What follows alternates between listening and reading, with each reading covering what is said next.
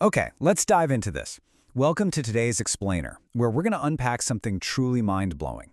We are looking at a fascinating piece of social analysis that takes us from the digital landscapes of today all the way back to 18th century Scotland. I know, it sounds completely random, but we're going to see how a centuries-old document about tea actually reveals a startling truth about modern body image and the hidden structures shaping our daily lives. Now, I want you to think about this for a second. When you're scrolling through your feeds, Instagram, TikTok, you name it, you are constantly bombarded with this intense pressure to be thin, right? We usually just accept this as a pursuit of personal health or maybe a totally free individual choice. But is it actually a free choice, or are we, without even realizing it, participating in a system of social management that is way older and much deeper than the internet itself? To figure that out, here's our roadmap for today. 1. SNS and modern thinness. 2. 18th century tea criticism. 3. Commonalities in body management. 4. Thinness disparity in capital. And finally, number 5, the trap of free choice. All right, let's kick things off with Section 1, SNS and the modern cult of thinness. According to the source material, on today's highly visual platforms, being thin isn't just an aesthetic preference, it's actually a super competitive strategy. In our digital economy, achieving visual superiority is everything. Having a thin body acts as a powerful signal. It projects economic privilege like, hey, I have the time and resources to dedicate to my physique. It projects self-management capabilities, implying discipline and control. Ultimately, it becomes a way of displaying elite status. Or, crucially, it's a way of faking that status in a really cutthroat digital arena. And this brilliantly illustrates our central comparison. We're trading 21st century digital diets and self-presentation for the consumption of imported luxury tea in 18th century Scotland. Total bait and switch, right? You're probably wondering, how on earth could our modern digital obsession possibly connect to a seemingly absurd historical debate over a hot beverage? Well, let's find out in Section 2, Truth of 18th Century Tea Criticism. Back in 1744, a Scottish judge named Duncan Forbes went on the record overtly claiming that tea makes bodies delicate and weakened. The source explains that at the time, natural philosophy held that tea had this strong cooling effect. Forbes argued that this cooling effect was literally ruining the health of the nation and tanking its economic vitality. So, on the surface, he was just making a medical and economic argument against a trendy, imported luxury good. Now, what's really interesting about this slide is the fascinating hidden layer it uncovers. Forbes' medical claim, it was actually a brilliant, covert tool for class control. Think about how society was structured back then. For the wealthy elite, having a delicate, elegant body, one that was supposedly weakened by tea, was a huge sign of status and refinement. It proved you didn't have to do manual labor. But the working class, society demanded they have robust, strong bodies to keep national productivity high.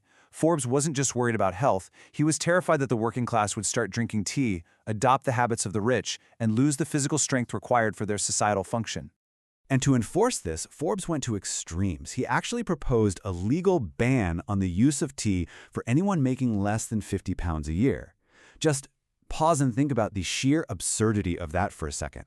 A powerful judge actively trying to make a cozy cup of tea illegal for poor people, just to keep them physically built for hard labor. He wanted to institutionalize this bodily class control, essentially using the law to dictate consumer habits based entirely on income, just to manage the workforce's bodies. Which leads us perfectly into Section 3, Commonalities in Social Body Management. While the 18th century tried to use literal government bans to manage people's bodies, today's society achieves the exact same structural management just through cultural pressure. In the 1700s, it was all about regulating consumption to keep the working class strong and the elite refined. Today, we use bodily ideals, specifically the ideal of thinness, to project economic status. The overarching theme hasn't changed at all. The physical body is still being utilized as a canvas to display and maintain social and economic hierarchies. Let's look closer at the economics of this in Section 4, Capital Investment and Thinness Disparity.